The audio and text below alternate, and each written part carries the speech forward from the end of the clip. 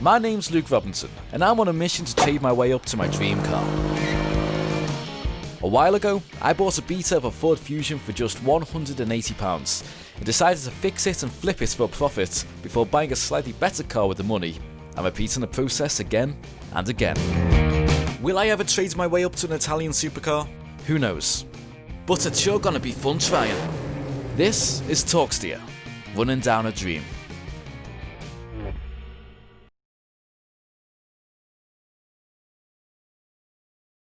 Hey, how's it going? In today's video we are on part 2 of cleaning up the Seat Ibiza and part 3 overall of this car, and this is probably going to be the last video I'm going to do on this car until it goes to its new owner, because as you can see the car now is pretty much finished, and overall I'm very happy with how this car's turned out. Following on from the last video, we now have a clean and decontaminated car, but there's little details that need finishing off. I started with the exhaust. For this I just used Mr. Muscle Oven Cleaner, a Brillo pad and then some metal polish.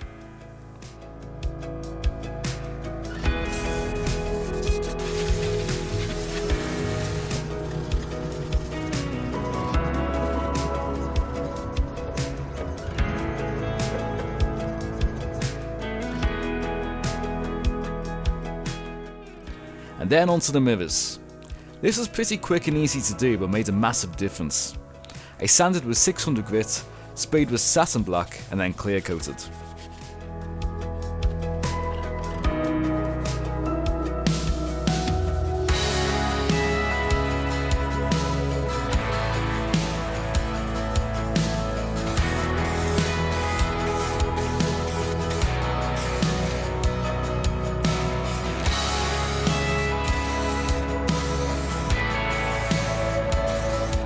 Now, because I'm a sucker for inconsistencies, let's go back before I did the rear quarter. I'm going to show you exactly what was up with the roof of this car. Now, one thing that's really bothered me about this car is the white roof at the back, because it doesn't really make sense from a visual perspective. When I first seen this car, I seen it from the front, I seen the black wheels, I seen the black roof from the front, and I thought, that's got a nice visual theme going on, the black and the white, and it looks good. And then got to the back and I seen a white roof, and I'm like, what's going on here? And the reason for that is the black bit of the roof is actually the sunroof, and it's really well designed because it integrates completely over the width of the car and it looks really good from the front, and you can't tell there's a sunroof there. So what I want to do is paint the back of the roof black so it matches the front. So casually, when you're looking at the car on first glance, it's going to look like one consistent black panel of just gloss black, and I think it's going to look a lot more factory specs like that, and also it's going to really contrast nicely against the white paintwork with the black wheels that we have. And I'm also, for good measure, going to paint the mirrors black so everything matches along the side of the car. At this point in the video, it's worth pointing out I didn't actually do the roof myself. When I sent him to get the rear quarter repaired and sprayed, I told him to do the roof of the car as well. But the roof didn't turn out as good as the rear quarter. There was quite a bit of orange peel on the roof, and they did say they had some problems with the paint reacting for some reason. I don't know why. And in hindsight, it probably would have been better wrapping the roof.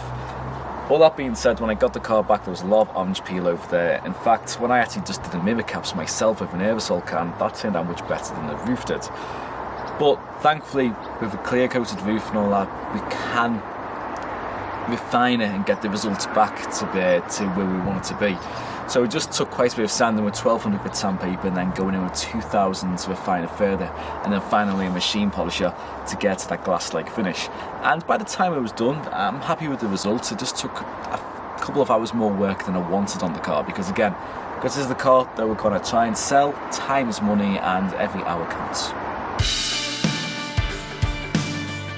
And last but not least, the wheels. Turns out one of my tyres was buggered, so I had to get a new one stuck on. But in the meantime, I painted the calipers red since I thought they'd visually pop against a black wheel, and I also tidied up the appearance of the alloy bits before finally sticking some FR branded centre caps on them, which I really think made a difference since it contains the red, black and white, which perfectly pulls all the car's colours together in one single place. Now how's that for visual consistency?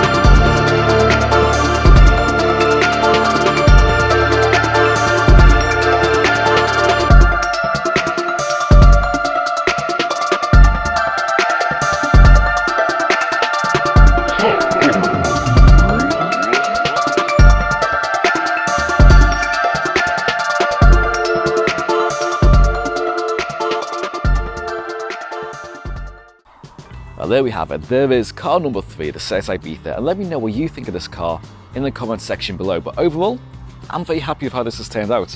I'm really fond of the black and white theme that's going on. I think it looks a lot more visually consistent than when I first got the car. And just in my mind, I think that's how the car should have left the factory rather than the way Seat left it, with a black and white roof and silver mirror caps and a white body. It just kind of just didn't gel together. And overall, I'm very happy with the red highlights as well. I think it's really set it off with the black wheels. Now, if you're new to the Running Down the Dream series, I'm going to leave a link at the end of this video for a playlist. We can check out all the cars in the series up to this point, whilst I go and get car number 4, which I have no idea what car number 4 is yet, but I'm going to wait for this thing to sell, and we should have around £3,000 for our next car. So it should be quite exciting when we get to that type of budget. But if you want to check that out, be sure to hit that subscribe button and the notification icon below so you're alerted to that video as soon as it drops. But until then, thank you all for watching, see you soon, and as always, take care.